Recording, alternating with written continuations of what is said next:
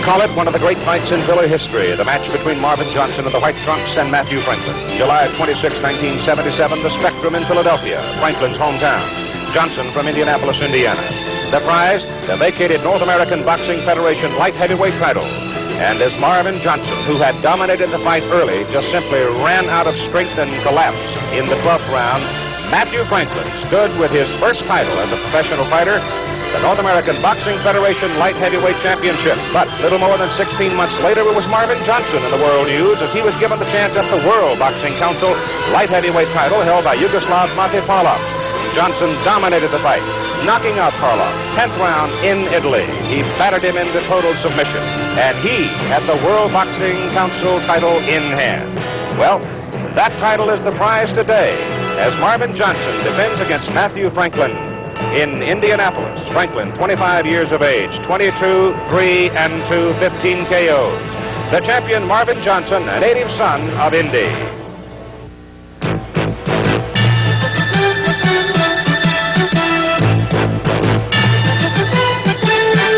Live from Market Square Arena in Indianapolis, Indiana, ABC's International Championship Boxing. Marvin Johnson versus Matt Franklin for the WBC World Light Heavyweight Championship. And this ABC Sports exclusive brought to you by CarPlate, the auto wax with a shine that protects.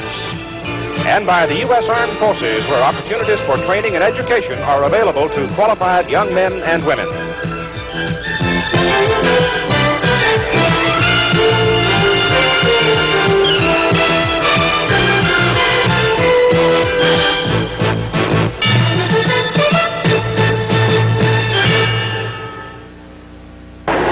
The handsome sports facility in downtown Indianapolis, Indiana, called Market Square Arena. And we're here today as a native son of this city defends his light heavyweight championship.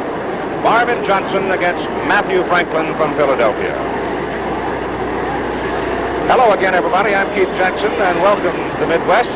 We've got a good, lively crowd to watch their native son defend his title today. This is one of those matches, I think, where you really kind of hate to see the man lose, because they've both been through so much.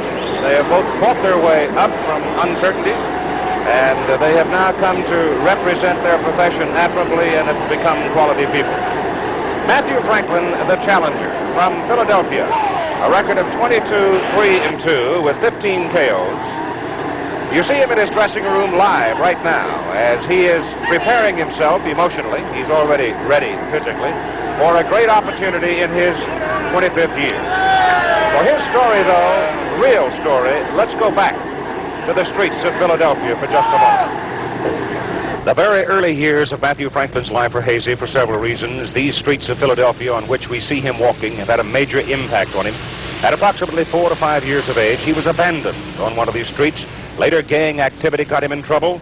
But as the years wore on and the influence of people became more involved with his life, Matthew Franklin started looking and found means of direction for his society.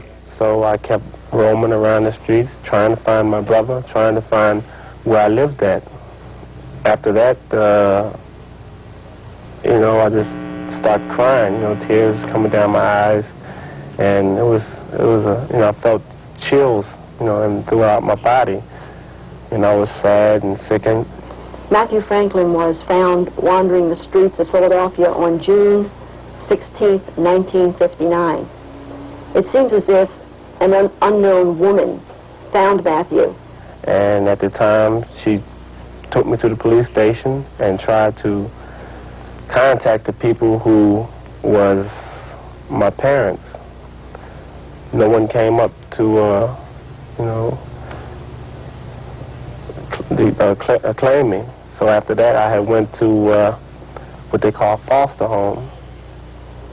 Naturally, we didn't know his name, and for some reason, Matthew wasn't able to give his name. He did have a very difficult speech impediment, but he was, in a way, saying something that sounded like Matthew.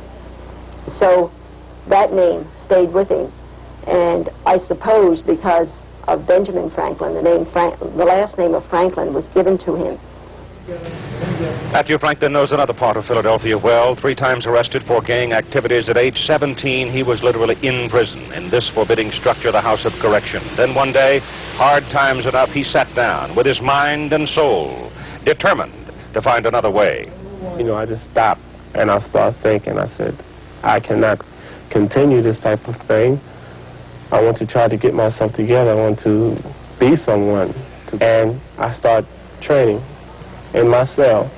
I made a bag up out of pants and stuffed other clothes inside there. I made towels up, wrapping my hands up, and I used to punch the walls. I came out, then I went to a gym. A gym is called the Juniper Gym. And I came across a man by the name of Nick Belfiore. At times he wouldn't listen, a little tick-headed, but I knew he had something all along because he was always a good puncher, and he took a good punch. Oh, can he punch? Some highlights from his career will prove that against Dale Grant in Philadelphia, a prime example of his ability. He stopped Grant in 5, and I mean stopped him. Recovery from pain, recuperative powers, massive asset for any fighter. Here in the bout against Marvin Johnson, the man he boxes today, Franklin took a dreadful pounding in the 3rd round of their 1977 fight. Seemed incredible a man could stand after this. Johnson in the white, ripping away, but Matthew did stand, and in the 12th round, with fatigue grasping Johnson, Franklin put him down. And Franklin stood as the winner of this fight. And he had his first title, the North American Boxing Federation Light Heavyweight Championship.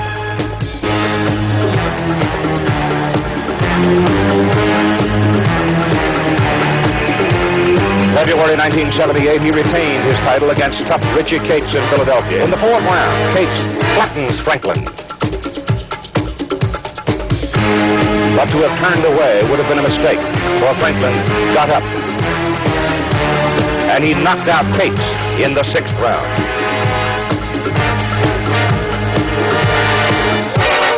Another fight of note against the veteran Yaqui Lopez. 8th round action. Lopez looks the winner, pounding away. Franklin in the red trunks. Wobbly. But suddenly, here was that heart again. He took command later in the round, went on to stop Lopez in the 11th.